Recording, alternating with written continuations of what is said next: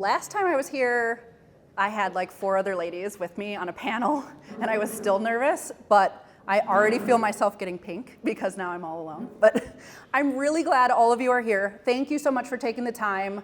I keep a pretty low profile in real estate, so it's always really nice when people come out, even though like I don't know most of you. Some people I know, which is fantastic, so thank you. I'm pretty excited to be here and talk about something that I could probably talk about for 6 hours. So the format of this talk, I would really like it to be very conversational. If I read through all of my notes, it's probably 20 minutes, but I want 40 minutes worth of good discussions, good questions. Ask me weird stuff, because that's where we get the most benefit out of things, and helps me understand like where are you interested, where should I go next.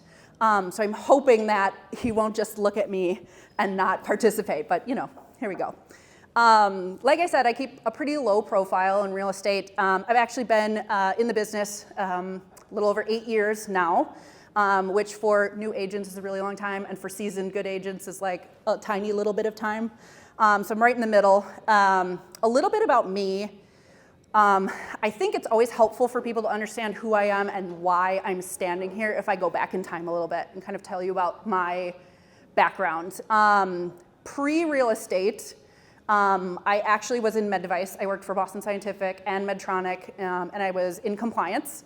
And I also flew around the US and trained physicians on how to implement one of the medical device from BSC. So I've been around people, difficult people. Physicians are some of the neediest people I've ever come in contact with, and a lot about like rules. And so I kind of figured out that something that I'm really good at is learning the rules and then figuring out how to get as close to them as possible and really maximize what you can do. So that's kind of how I turned compliance into this real estate field, and has actually served me really well. While I was there, I got my master's degree in business, because I think that's really, truly, my heart is in business, and it happens to be real estate that keeps my focus. And then at the same time, I got licensed in real estate. And the very first thing I did was I bought a flip property, because one of the things about me that is, I think, served me the best is that I want to learn. And so if I can't find someone to teach me, I will try it on my own. So I bought my very first deal was my own, bought a flip, did the construction on it. I actually got my contractor's license during that flip. And then continued to buy kind of flip properties or live in and flip properties, which then really got me into okay, I think I want to do this full time. Left my full-time job, came to real estate. I was at Bricks Real Estate, which is where I met Joe. And I became their COO. So I learned how to run a brokerage, how to handle teams, what agents were looking for, a lot of that back of house stuff. And then I had my daughter, who's now 3.5 years old. And I decided I needed a bit of a different pace. So I decided to go out on my own, and I did some business consulting. I actually consulted with Wells Fargo. Kirby and Christina, if you know them, they're kind of a big deal in town. Hanson Builders, did a lot of business consulting, and then bumped into a really old friend of mine who used to own Hanson Builders named Don Skelly. And he said, I'm starting a land development company, and I need you to come with me. So he and I and Jim Boo, who's a very old school realtor, ex-hockey player, we started a land development company 3.5 years ago, literally right off of my maternity leave. You make up your own maternity leave in this industry. But and I became a developer. And I've been doing that for 3.5 years. I do real estate basically on the side of that, right? So I sell backup homes, and I have a Lux team, which is named after my daughter, is where I help friends and family mostly through kind of any kind of real estate, buying, selling, all of that. So currently, I'm a senior partner at the land development company. We have 4 active projects going on right now. We try to keep our number at 4. We try to keep a little bit smaller because we fund everything with our own money for the most part. This year was kind of cool. I was asked to be a Reggie judge for the Parade of Homes, so I do know new construction. Unfortunately, I didn't get to view your model, which is super unfortunate. We have some builders in the crowd, and so I'm so sad that I didn't get to your model.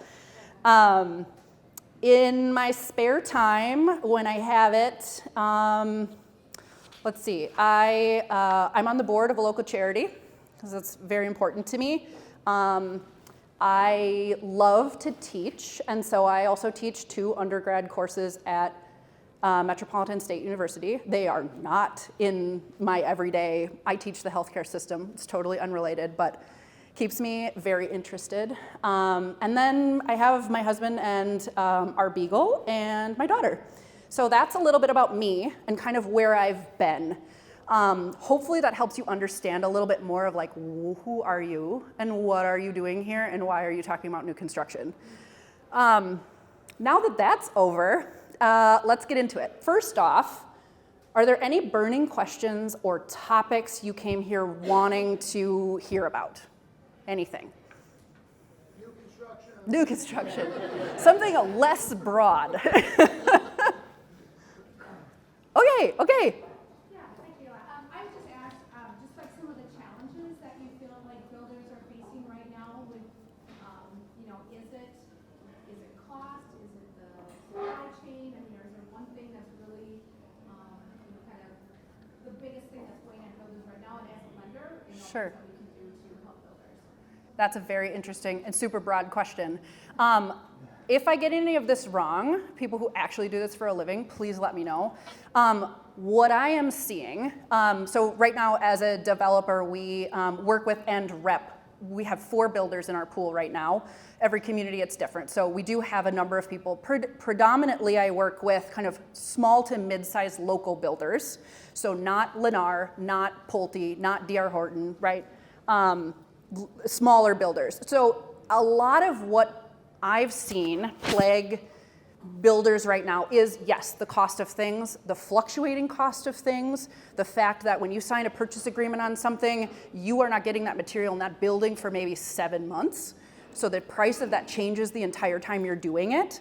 But also trying to be competitive when you're selling homes that are, similar but different to other people that are maybe in the same community as you. I know that I saw the numbers for last month's production, a number of homes sold by Pulte and D.R. Horton and one other of the large ones, I can't remember at the moment, and they were down to 10% of what they typically sell this month year over year. There is a huge change happening. It is huge, and it is happening with single family homes predominantly. And what I see, and I'm not, the end all be all, but what I see is that there is a direct correlation to the type of people who are buying single family homes. They are not people who are buying with cash.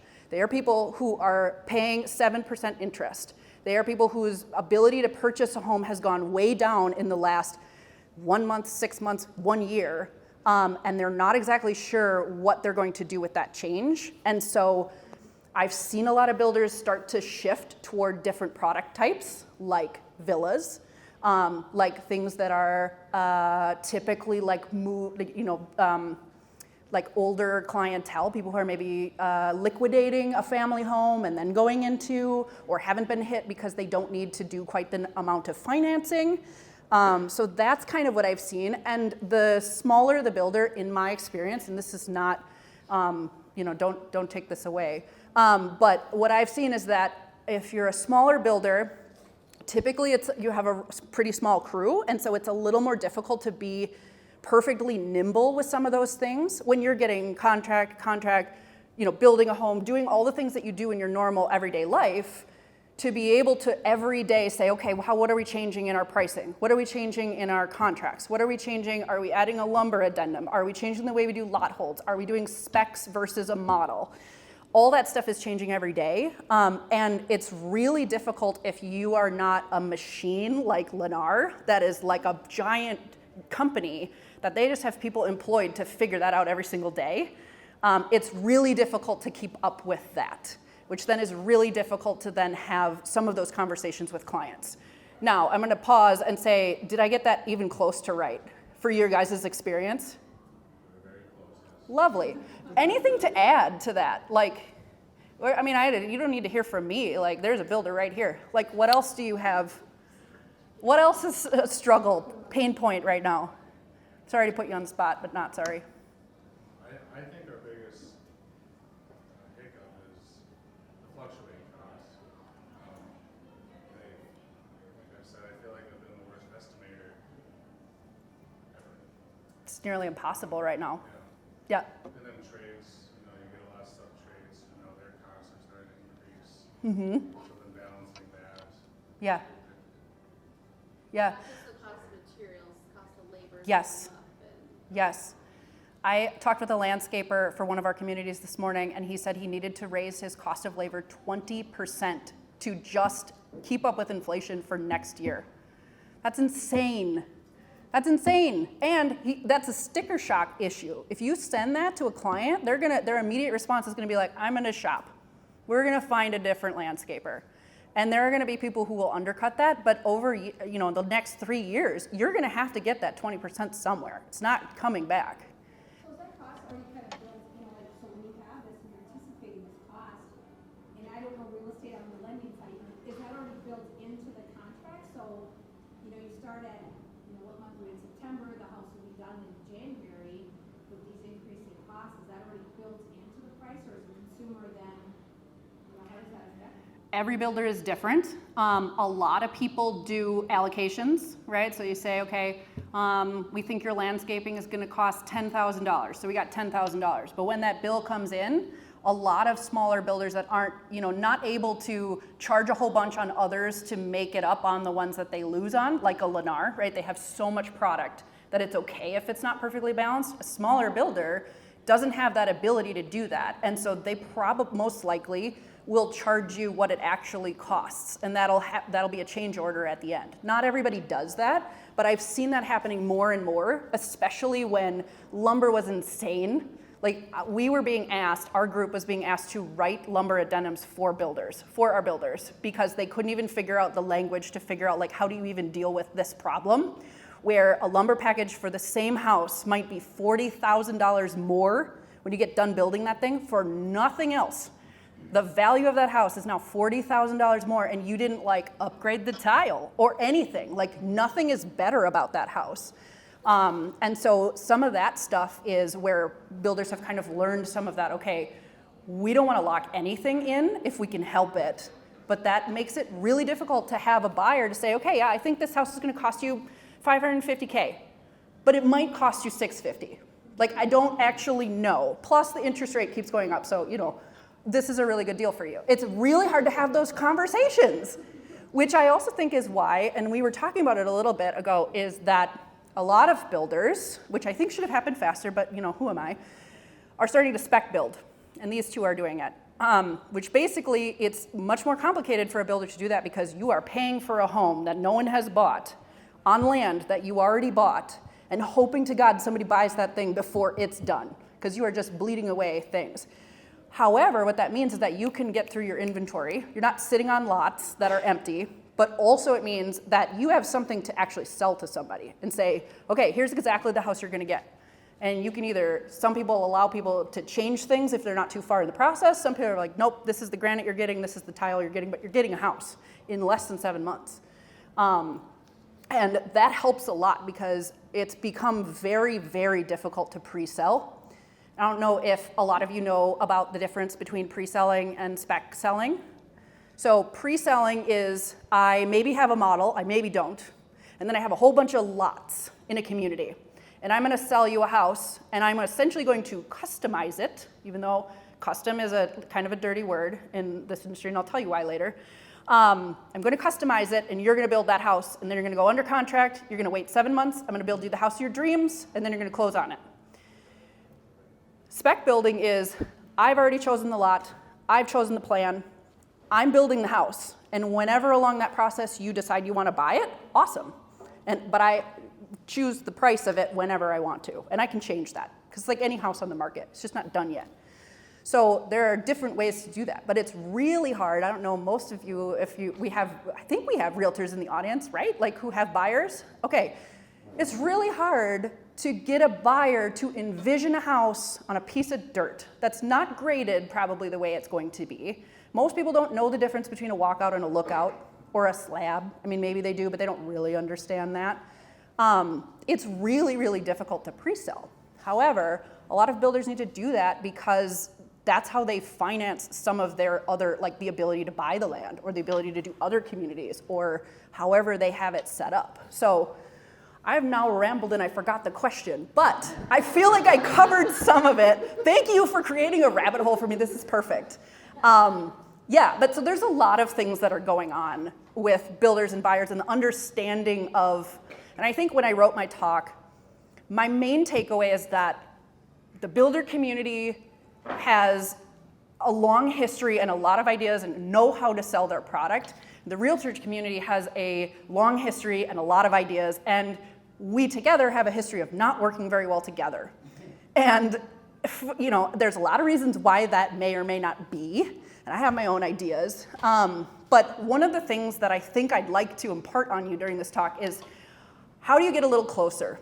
How do you understand the other side and make it so that you can actually provide things to each other that create value and that are good for the end customer? So that felt like the end, but it's not the end. Any other questions before we get started? Yes, in the back. How would you say we do that? Oh, I will tell you. No, I'm kidding. I'll give you some ideas. Aren't you glad you paid for the price of admission today? Like, I'm just kidding. Yeah, right? Okay, that is actually a perfect segue because literally my next thing is the most important thing that I can tell you today on how to be the best new construction sales agent is that your client is the builder. It is not the buyer. It is the builder.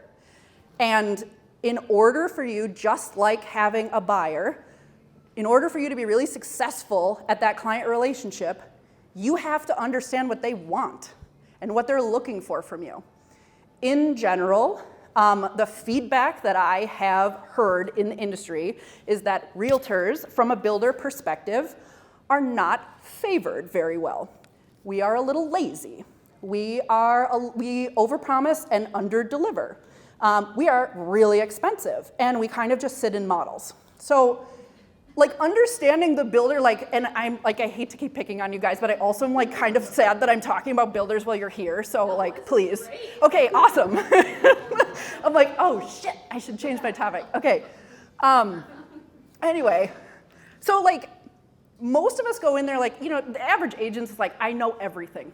I know everything. I am the best agent ever. You're welcome for me wanting to come in here and sit in your model and sell your homes. Okay.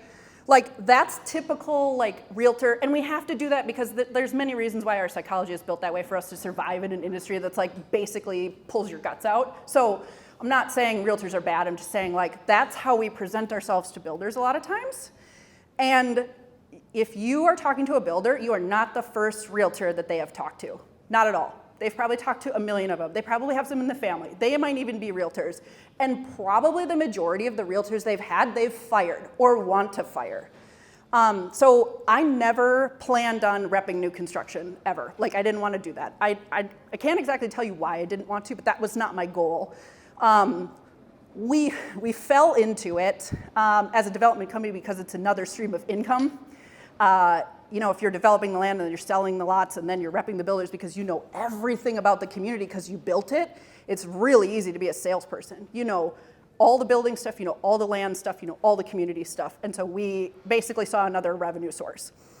However, when we started doing that and started really like pinpointing, especially when you rep 3 builders at once, you really get a sense of like what matters and what doesn't and how unique every builder is. Their processes are all different. The way they communicate are all different. What they want from you is completely different. So really trying to understand, if there's a builder you really want to rep, like, you need to understand that person. Why are they buying the lots they're buying? Do you know? How many communities are they in? Like, do they have their own license? Do they think do they want anybody else in their homes? Do they believe that you think you know how to sell their homes? You know, like, builders are also artists. they're craftsmen. They take a lot of pride in their work. And so they really care who is selling their home because they have blood, sweat, tears, and money in that build. And so it's not just, I'm gonna sit in this model. It's how do you bring people not only to that model, but bring people to that builder, continue their story, and then help them create clients who, I use the word customer, because you don't always rep them, want to build another, like let's say, Hanson home, right? Like that's the experience that you're trying to get when you are a new construction agent for a builder. You're not just trying to sell that one house or in that community or out of an entire community. You're trying to make people say, I buy Hanson homes. I buy Guidance homes, right? Because most people buy based on location or based on the community. So, when you're looking for a new home, you're like, I need to be in Lakeville. Okay, cool. Like, who is building in Lakeville? What are my options? There's Lennar, D.R. Horton, probably Hanson, like a billion of them, plus a whole bunch of small builders. How are you gonna pick between those as a buyer? You're gonna go to a bunch of open houses, you're gonna find one you like. Also, when you start going through these, a lot of them look the same, especially if you're looking at a certain type. Like, I'll use villa homes, because that's typically what we sell, are villa homes, and I'll tell you why later. But the plans for those are basically shareware at this point. Everybody has exactly the same plan. There are little tweaks to them, but the people who are looking for those homes are looking for one that speaks to them in the right community. So if you can figure out that, then you can sell those homes. My takeaway here is that your client is the builder. And I want to make sure that I haven't missed anything in here, because blind spots, yeah. One of the things that I suggest, and one of the things that I did when we started repping builders, so I am a licensed GC. I've done my own work. I am not a builder. They're completely different things, And running a builder business is completely different than selling a home. And those things don't always manifest out to the end sale price. It's not always clear why a builder would maybe not want to have an agent, right? Like, some of that comes down to, okay, our costs have gone up 20% this year. I cannot afford to have 3 realtors. Like, 2% on every building is a lot of money, and I need that to be able to pay my subs or whatever. So there's a lot going into what they're looking at a macro level that isn't just about, oh yeah, you need somebody to do the paperwork to sell the homes. So some of the things that I did when I started repping builders is not only did I take meetings with them and try to really understand them, but this is one thing that's actually been awkwardly successful in my whole career, is that I would point out things when they were talking to me. Like, one time I was in a meeting and it was with Jaron Johnson of Guidance Homes, and he was like, my realtors just don't know how to fill out forms. And I said, for some reason, because I'm not usually like this, I was like, well, then you need to fire your realtors. And he was like, really? And I was like, well, what's their job? Like, I don't know, you're the boss, like, you tell me. But if they were on my team and they didn't know how to do stuff, and after teaching them, obviously, and doing all the things, like, if you can't do it, then you need a better quality of person. And he was like, I need to talk to you about representing my stuff. And so, like, some of this stuff is weirdly like it just happens on a conversation, but something that I did learn is that if you can listen to a conversation and ask enough questions to figure out where their pain point is, and then try to fix that and deliver value before you're getting anything, that works so well. Because I think, like, the number one way to work with anybody, honestly, but particularly builders, is to, like, over-deliver from day one. Over-deliver on everything, preempt everything. Because as realtors, I think it's easy to go the opposite way and kind of be a lagging indicator and say, okay, well, I'm going to the open house and nobody came in, and I did some, Facebook leads, and the traffic's been busy or not very busy, and the market's not perfect, and but I've also got these other clients that I'm working with and all this other stuff, and it'll all wash out. Well, the builder's sitting there with their, their bottom line, and they're saying, okay, so I'm paying agents to sell homes that I will probably sell without them, right? Because they have you're going to walk into the model. You're not buying that home because of who's in the model. You're buying it because you want to buy a home in that community, and the price is right. So some of understanding your place in some of that is important, but also do you know how to sell that community? Is there an amenity? Like we did one of our first communities was we put a boat club in, which I did not know how to create or run a boat club when we did it, but we figured it out. But there was another builder came in and brought their own realtor, and she hadn't created the boat club with us, and so she didn't know how to sell the boat club because she didn't do it. She didn't get the benefit of it, the idea of it. Do you know why someone would want to have a boat club? Those types of things about that community. What's great about their process? Do you work with a builder who uses Co-Construct, which just got bought out by Buildertrend? Are you using Buildertrend? Because that client experience for 7 months, you're trying to communicate with that builder about what's happening or not happening on your project. And if you're just waiting for them to maybe call you, it's a pretty rough road as a buyer. But if you have, you can sell the tools that builder is using. We do that all the time. We're like, oh yeah, Buildertrend is literally the best tool in the world. I should be their salesman, honestly.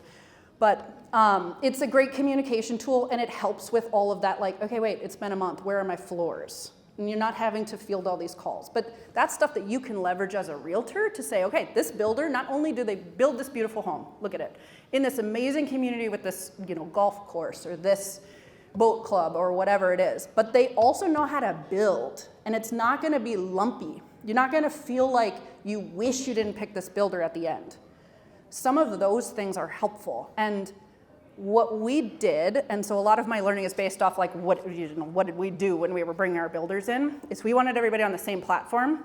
So anybody who wasn't on either Co-Construct or Buildertrend, we helped them understand why that would be a great thing for their business, and then helped get them on it, because it helped our clients, but it also was a value piece we could give to them and say, I noticed that other builders are doing this and this and this, and here's why.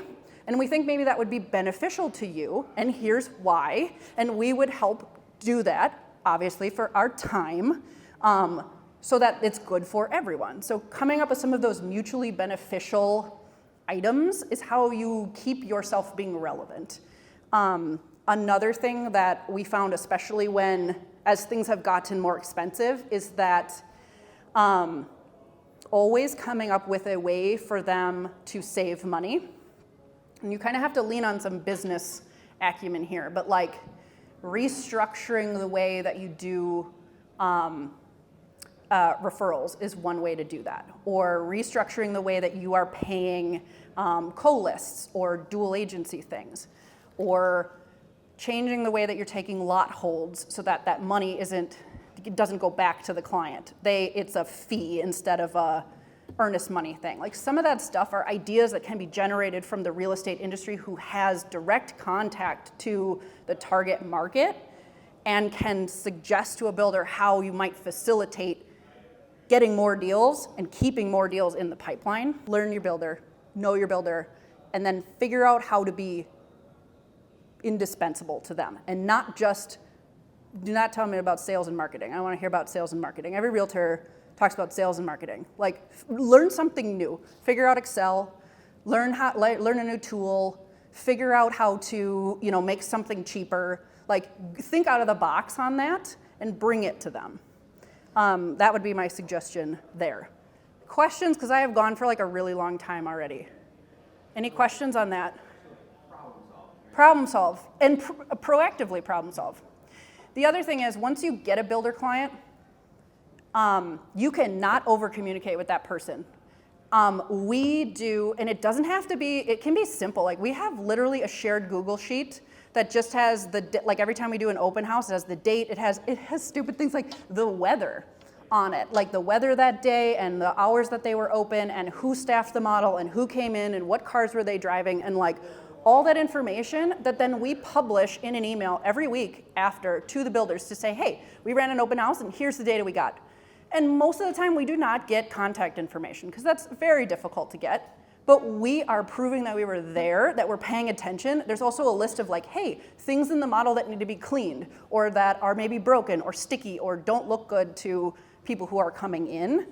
Like proving that you are doing your job and you're doing it proactively is one of the greatest things you can do.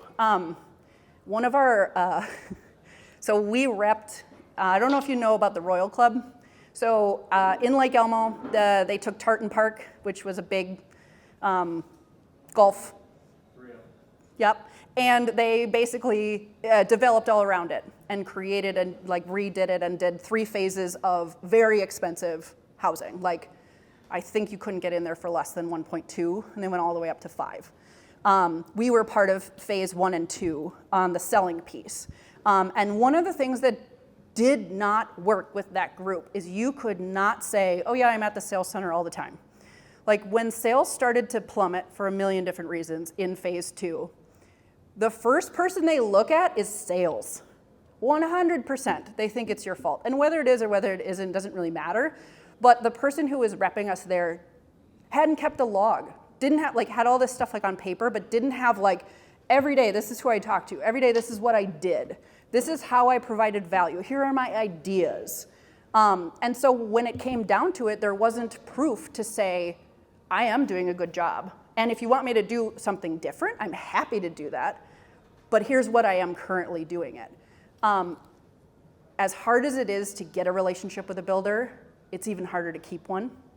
And so I would highly recommend, not just in this relationship, but the way you do your work is to document everything. And it's not like the negative document it, right? It's like be disciplined enough to prove that you did things and that you were valuable that day. And if it's been a while, come up with something. That's my spiel on that. Any questions? Maybe this is your segue. I work with a lot of people who buy really old homes, Oh, sure. but every once in a while, it feels like somebody should maybe look at new construction instead. Yep. So I'll bring them to some new construction opportunities. What do you want from me when I come in and I'm representing buyers? Sure. So there's a broad spectrum. Usually the scenario is they don't know any builders anywhere or Okay. developers, and they almost never go to the suburbs. Sure. And so, but I'm really feeling like this is a decent option for them. So we're gonna go look at whatever builders, we're at 6 different places. Okay. So I'm assuming you're sourcing the information from the MLS, like on who you're going to go look at? Often, let's say yes. Okay. So, which is amazing because I have worked with a number of builders who do not put all of their listings on the MLS. So yes, you should start there, and also be careful because that's not a full listing of everything that might be available. But so if you're going to do that, like the ones that are going to be on there, like you're probably going to look at a Lennar home, right? Probably. I don't know. One of the bigs. I'd like to avoid Lennar homes if I can. Yeah? Why? It was just a joke. Oh, I thought you had a tidbit for me. Okay, anyway. So, Old issues. yeah, well, you know. I'm just totally kidding. I know. Okay, this clown in the front here. So they're all different. So if you go to a Lennar, they have very specific rules about how you represent and how you prove your representation. So never let a buyer go to any Lennar home ever, any of the big ones really, without. Stop your sentence right there. No, Lennar builds a beautiful home. Like Lennar builds a beautiful home, and they have a fantastic process, and they build homes that a lot more home for people who can't afford to have as big a home as they have.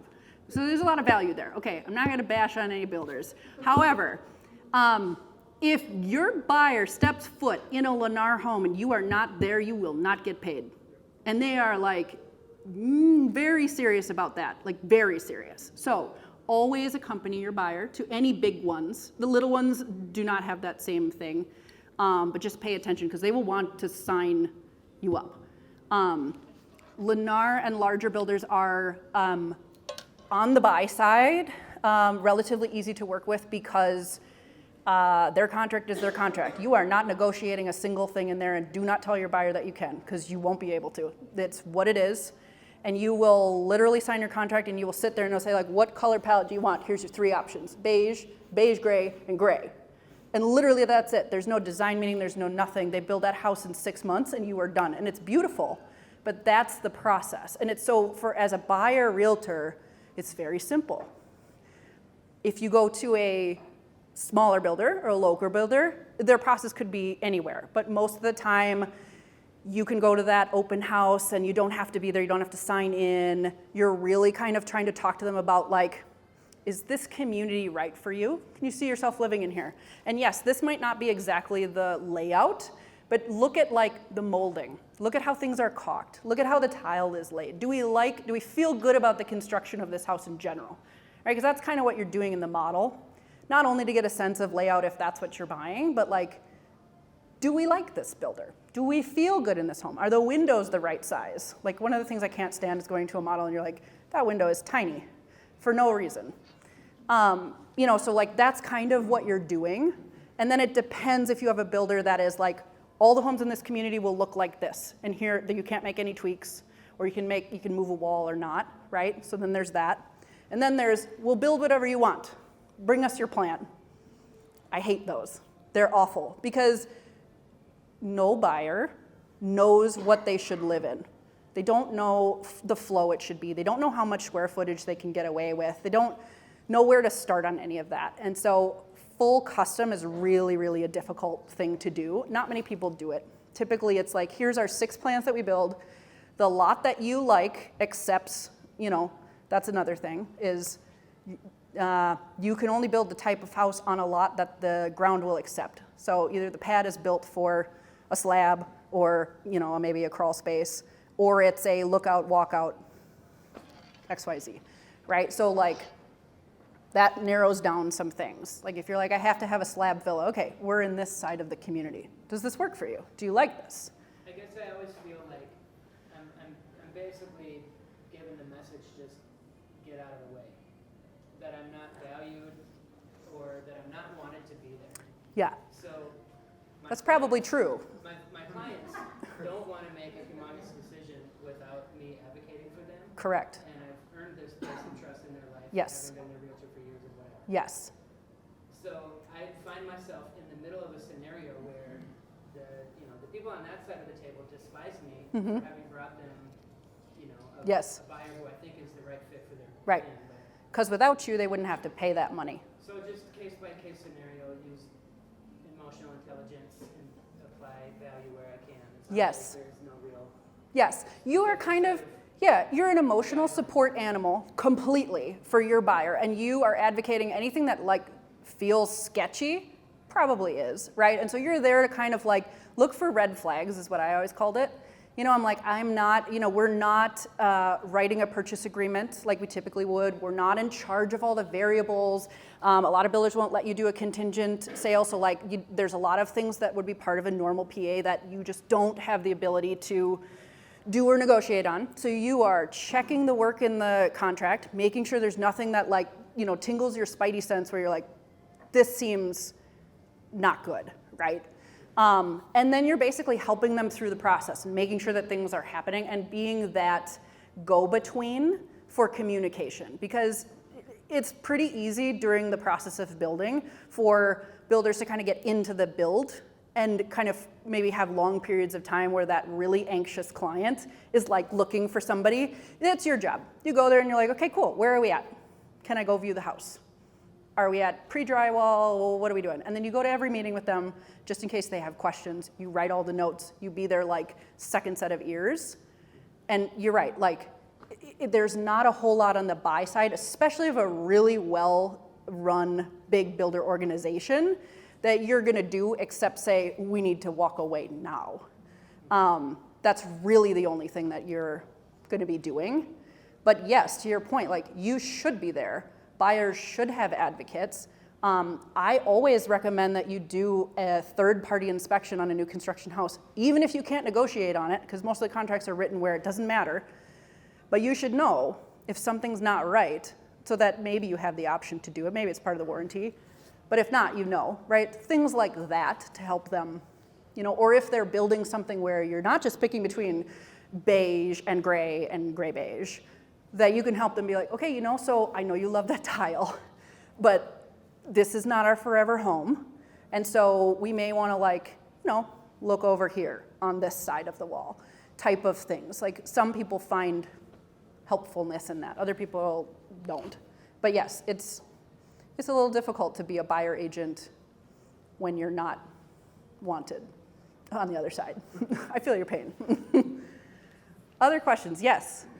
If you can only find some new construction on the MLS, where else?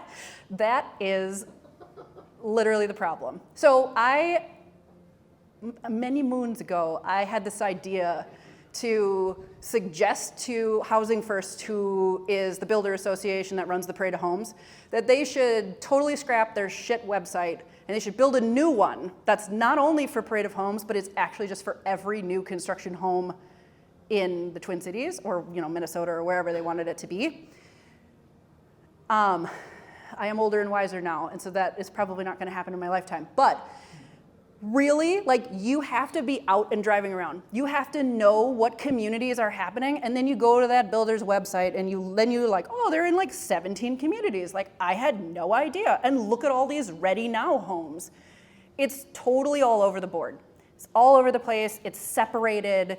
It's really difficult to be a buyer agent that just does new construction.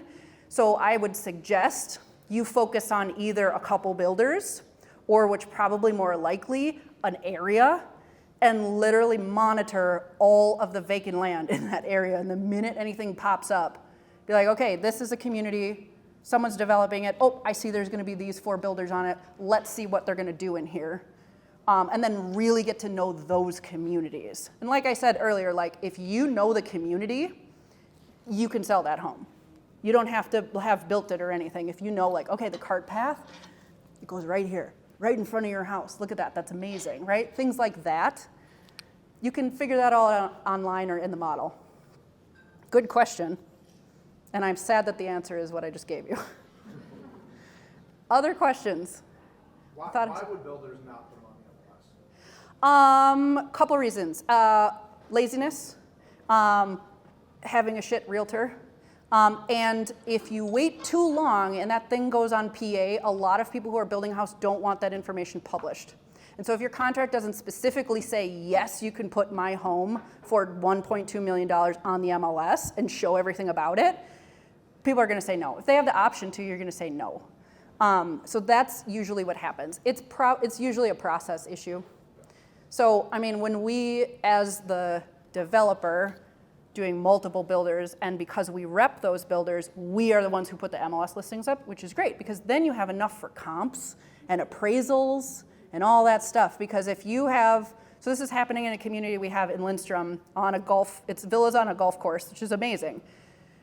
One of the builders put a house in there, sold it, it's on PA, it's being tricked out way above like where it needs to go, but it's gonna be like 1.2 million. And they didn't ask when they put that under PA if they could put it on, and it wasn't on the MLS when they went under contract, and now it cannot be used for a comp in that community.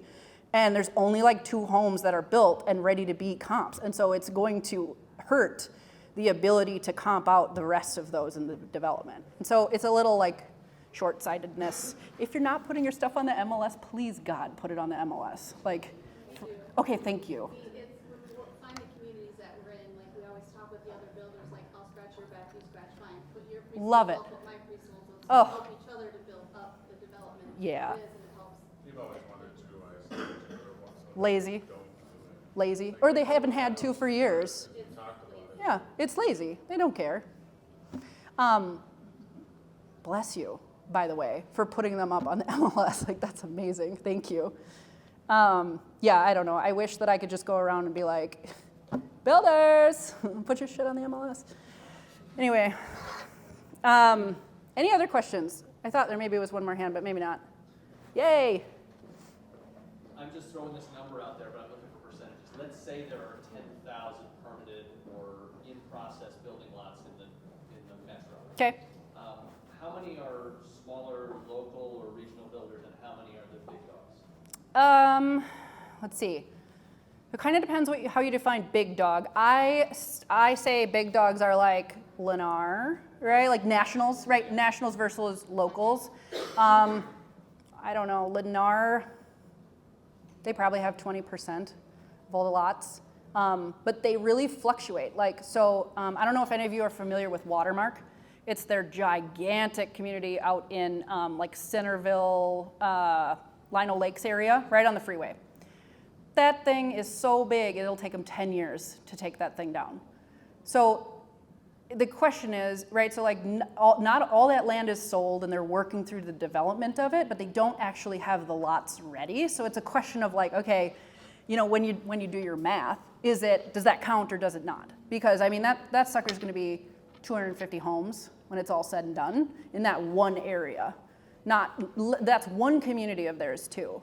And they do giant swings, so they'll like buy a piece like that is part of a 10-year plan. And then if something happens, they may stop work on that thing. They did that just a couple years ago, where all the bulldozers stopped working. And everybody who's a little developer is like, what is happening? Like anytime a big builder stops doing something, because they are run by very, very smart people, something's happening in the industry. Little builders, less so. They kind of can churn through. They don't hold the amount of land that larger ones do, but they might just sell it and say like, okay, we're leaving this community, right? And they might just sell it all of a sudden. So it fluctuates, but they're a large percentage. And then by comparison, so they do like a couple thousand homes a year, like Hanson Builders, which I keep harping on, but they're like one of the largest local builders. They're over 100 homes a year, but that's like a big local. Like 100 homes a year is like a serious, you have a process going, you have people and you have like 10 models in the parade. That's the kind of like just below national type big, you know, so like, yeah. I just shot a YouTube video that shows the top 25. Look at that, perfect segue. And now, I'm just kidding. So if I'm looking to represent a builder, who do I reach out to at the builder?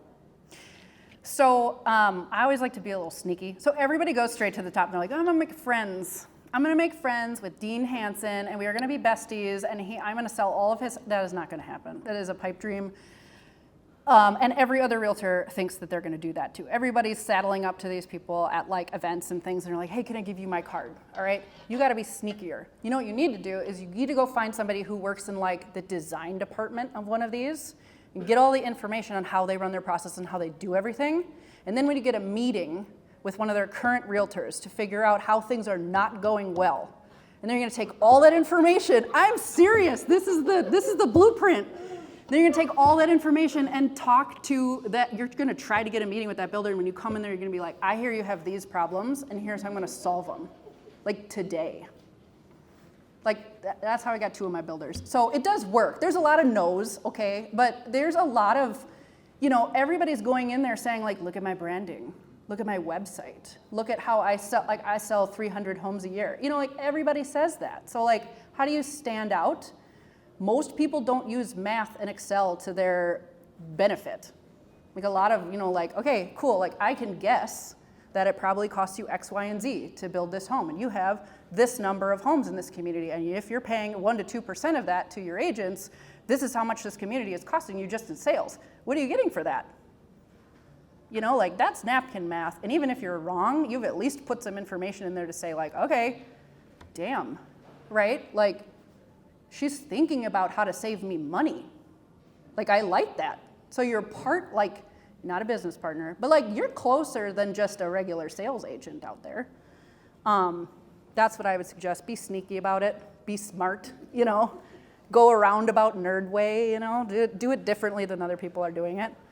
You know, you can always, like social media is such a great place to like just tag everybody. Like go in their houses and be like, this is the most beautiful house in the parade at Hanson Builders. You know, like they'll start to recognize you, especially if they, you know, you're being nice.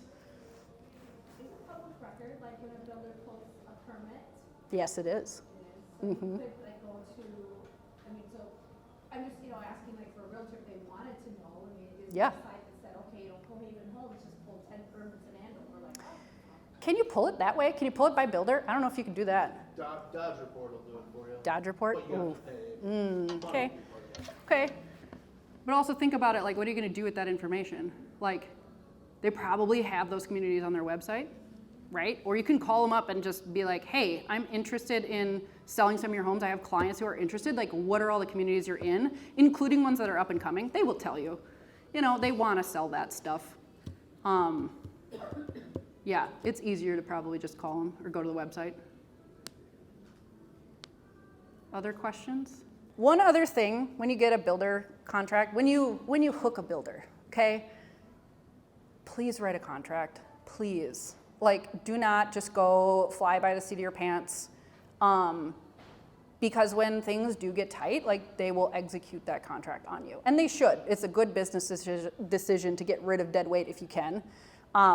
I typically, don't think outside the box on your contracts too. Like, so one of the things that has really worked well for me is kind of setting my ego aside and saying, like, I don't need my name on anything in here. I don't need the Lux Team brand. I don't need High Point on anything. I will just do all the sales and marketing underneath your brand and just be like an in-house agent, even though I'm not in-house. And you could just pretend that I work for you.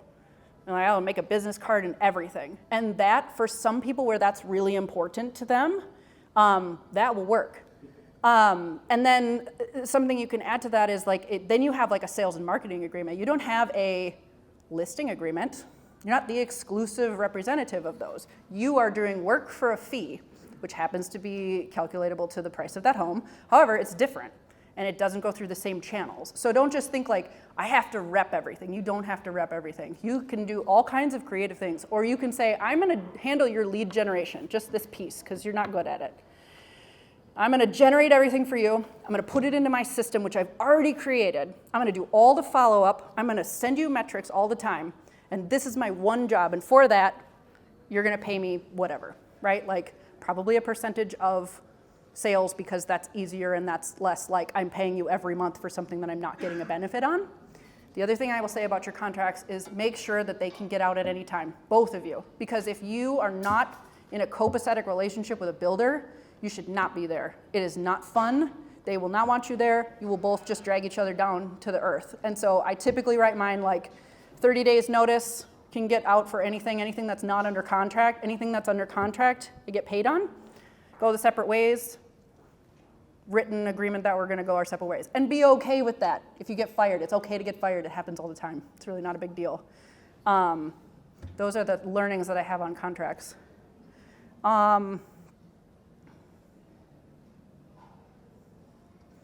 Any other questions? Yes. Going off of the lead conversation, as a lender, should I be working that angle of calling leads for builders as well? That's a great question. Kind of depends, right? So like any of those questions, like my mind is like, okay, how does your target market find you to buy that house, right? So like going back in the chain of events, like, okay, let's say that I have buyers who want to look for a property. Like, are they going to go to the lender or not to buy a new construction home? Maybe, right? Are they going to go to the builder first? Are they going to go to an agent first and then kind of work backward in that chain? I don't think, anybody who's calling leads it's a good thing. Also, I will say that new construction lending is one of the questions I get every single time, because it is not, like, normal mortgages are difficult to understand sometimes, but construction financing is a whole nother thing, and it's very dependent on what the builder will accept. Sometimes they're like, no, you pay me in installments in cash, you take out your own mortgage on the side. There's sometimes one closing, there's sometimes two closings, sometimes you have to buy the lot first and then build on it. So it all depends on how the builder wants to do it. But the more information you have on all those different options and having a trusted person to say like, okay, this builder likes to do it this way. So I'm gonna put you in touch with my construction loan person, and they're gonna help walk through how we do that. So I don't think there's anything wrong with starting at it from a lending perspective, because that's like, after how many bedrooms does this home have? It's like the next question people ask. Like, what if I don't have cash? And I don't want to close twice, And people are getting, and you know this, people are getting very fancy with what they're doing too, and there's a lot of like, oh, the builders will pay your interest on the construction loan during the time you have it to take the liability off of themselves.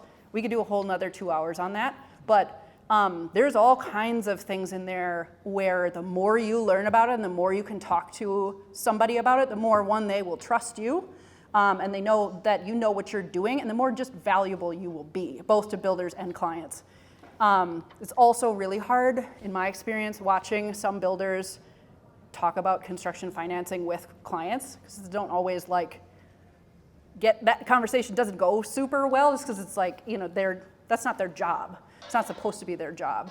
So yeah, I mean, anybody who calls leads in person, I think, is a good thing, in my opinion. Cool. So we got through my whole like 4 pages of notes. Are there other things you want to talk about? Like, I mean, I'm here for a half hour, so I can talk or stop talking. That's fine too. Yeah. I guess if you had to say one thing to try and get started with builders today, what would, I mean, just problem solving would be it, kind of difference? How many new construction homes do you go to in a week, just to view? There's probably a lot, but not many before that. Number 1, go look at builders' homes. Go to the parade of homes. Go out, like at any given time, there's hundreds of homes that are available to view on the MLS. Go to them all the time, especially in certain price brackets. Like, you will get a sense of what goes in a home and whether people are overbuilding or not.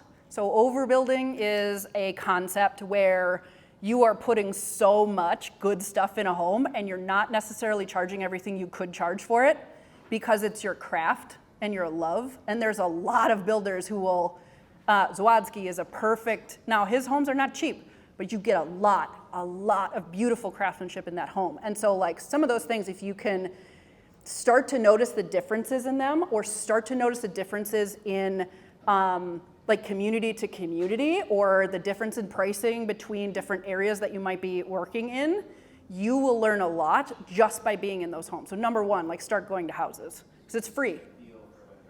Yeah, yep. Talk to their agents if they're in there. Like chat them up, ask them how their job is, like ask if you can see one of their builder contracts. That's how I learned a lot of my contracting stuff was that I just looked at everybody's contracts.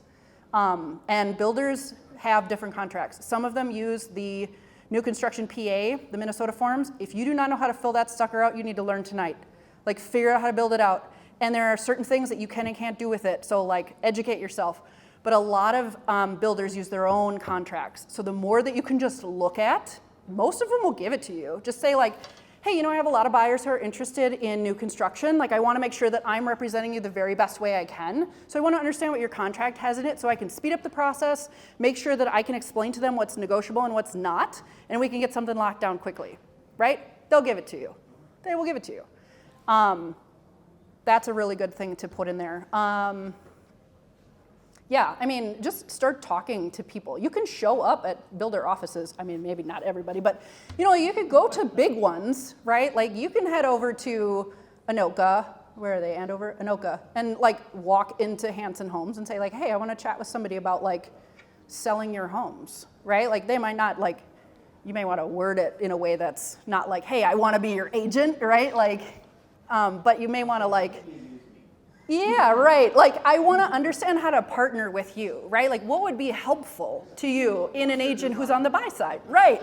Can I get her contact information, please? Yeah. Also, you can search, I don't know, it's hit or miss whether people keep up with it, but, oh shit, what is the name of it? Oh my God, the online thing where people put their jobs and where they live, you know, it's like the social media, but for like LinkedIn. You can totally search that thing and scrape it for people who have previously worked or work for, you know, and as long as their last name isn't the name of the company, you're probably pretty well finding somebody lower down the chain who might talk to you about things. But I think like if you just approach things like I want to like be better at my craft and I want to help you do what you're trying to do at the same time, like help me understand how to be the best person that I can be for you. People will want to do that. They're incentivized to do that. So I think that's my number 1 takeaway. Is that helpful? Okay. Okay. Any other questions? Cool. Oh, yeah. I think I got a broader question maybe to the builders related to what they see going forward in the spring with models. Are they still putting out models? Are they anticipating a slowdown? What's going to happen in new construction? I can tell you as an agent that that's. Thank you. Lost my train of thought like 2 times, but. So you guys are stopping building or? Well, not stopping, but I'm telling you, probably even the national builders, Yeah. everybody who's come through our parade. Always at 9:30 a.m. am I free? Yeah. So we're gonna see, well, we're already seeing a change.